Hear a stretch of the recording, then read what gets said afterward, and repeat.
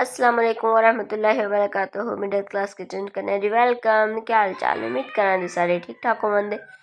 अज साडे कोल रेसिपी है जी बनाने वास्ते कलेजी, मुर्गी दी कलेजी है। मिनटां में तैयार होने वाली है। ना कोई टेंशन के दी स्मैल इतनी बिल्कुल स्मैल तो नहीं आमली। 2-4 मसाले ने जेह्ड़े बस इहदे डालने ने, कोई ज़्यादा मसाला नहीं, कोई कुछ नहीं, कोई ते 3 ਤੋਂ 4 मिनट ही तुहाडी कलेजी तैयार। रमज़ान है, रमज़ान विच झटपट तुसी सैहरी विच बनाओ, अफ्तारी विच बनाओ, जिस टाइम तुहाडा दिल करे तुसी बना सकदे हो। ते बहुत मज़े दी है ते पूरी मेरी वीडियो देखियो। ते तुसी अपना मसाला सॉरी रेसिपी करने शुरू। ते चैनल लाइक कर दो, शेयर कर दो ते सबसक्राइब कर दो। बस इन्नी जी गल है। ते हुण असी अपनी हांडी बनाने आ। ते असी लिया जी घी असी 3 ਤੋਂ 4 ਟੇਬਲ ਸਪੂਨ ਘੀ ਲਿਆ। ਉਹਦੇ ਵਿੱਚ ਅਸੀਂ 2 ਟੇਬਲ ਸਪੂਨ ਅਦਰਕ ਲਸਣ ਦਾ ਪੇਸਟ। ਅਦਰਕ ਲਸਣ ਦੇ ਪੇਸਟ ਵਾਸਤੇ ਵੀਡੀਓ ਮੇਰੇ ਚੈਨਲ ਤੇ ਹੈ, ਜਾ ਕੇ ਤੁਸੀਂ ਦੇਖ ਸਕਦੇ ਹੋ ਕਿ ਮੈਂ ਕਿਸ ਤਰ੍ਹਾਂ ਇਹਨੂੰ ਸੇਵ ਕਰਕੇ ਰੱਖਿਆ ਸੀ। ਪੂਰਾ ਰਮਜ਼ਾਨ ਮੇਰਾ ਸਕੂਨ ਦਾ ਗੁਜ਼ਰ ਗਿਆ। ਤੇ ਇਹਨੂੰ ਅਸੀਂ ਜੀ ਕਰਾਂਦੇ ਥੋੜਾ ਸਾਰਾ ਫਰਾਈ, ਤਾਂ ਕਿ ਅਦਰਕ ਲਸਣ ਦੀ ਇੱਕ ਖੁਸ਼ਬੂ ਹੁੰਦੀ ਹੈ ਉਹ ਆ ਜੇ ਹਾਂਡੀ ਵਿੱਚ, ਤੇ ਨਾਲੇ ਮਸਾਲਾ ਥੋੜਾ ਭੁੱਜ ਜਾਏ।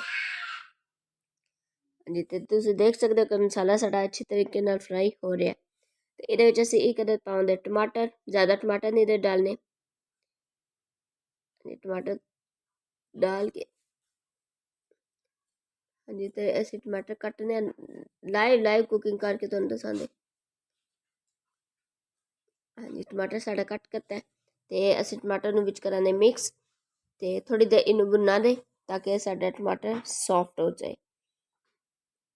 जिस टाइम टमाटर सॉफ्ट हो गया दे छिलके उतू निकाल देने ने, छिलके नहीं विच रहन देने।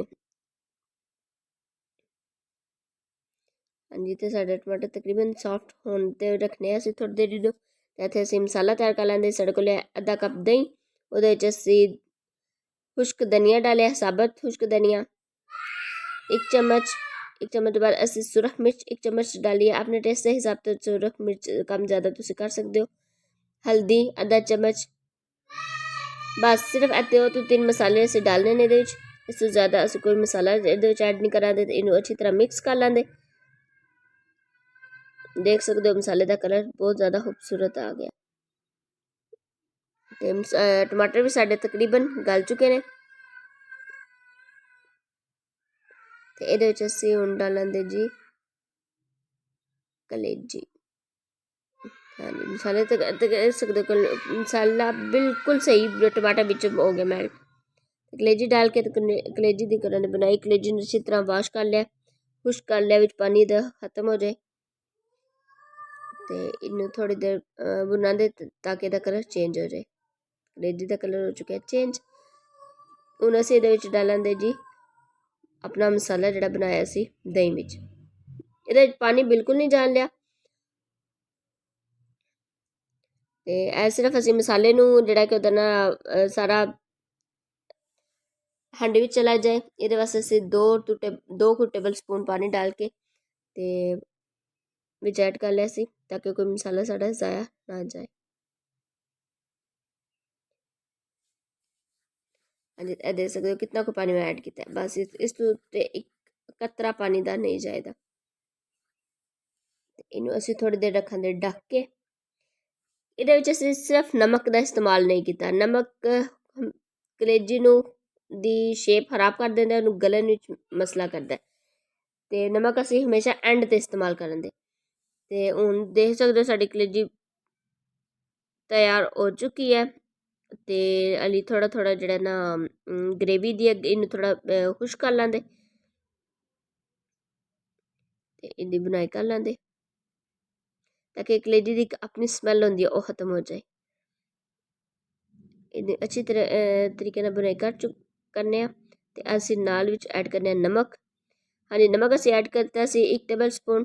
तो यह देख सकते हो जी इहदा एक्स्ट्रा जिहड़ा भी दही डाल के जिहड़ा पानी बनिया सी वो असी खुश कर लिया। तो साडी कलेजी तैयार हो चुकी है। तो उम्मीद करा मेरी वीडियो तुहानू पसंद आई होवेगी। लाजमी ट्राई करा करो वीडियो, बड़ी मेहनत बनाया। तो फ्लेम असी कर दी ऑफ।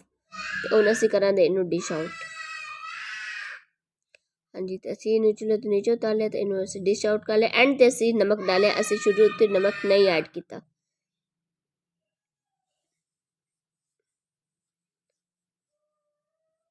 हाँ जी, तो असी मसाला सॉरी आपने डिश आउट कर लिया कलेजी। हुण असी इहदे गरम मसाला कुट के और डालां दे। उस तो बाद असी सब्ज़ मिर्च ने विच ऐड की सी, सब्ज़ मिर्च उपर गार्निशिंग वास्ते रखां दे, ते सब्ज़ धनिया डालां दे। ते साडी कलेजी मिंटां विच तैयार हो चुकी है। मेरी रेसिपी लाजमी ट्राई करो। चैनल नूं लाइक कर दो, शेयर कर दो, ते सबसक्राइब कर दो, ते बेल आइकन दा बटन दबा दिया करो। ते उम्मीद करां मेरी वीडियो पसंद आई होगी। इफ्तारी च बनाओ, सैहरी च बनाओ, लाजमी ट्राई करो। मिलां दे अगली वीडियो तक। अल्लाह हाफिज़।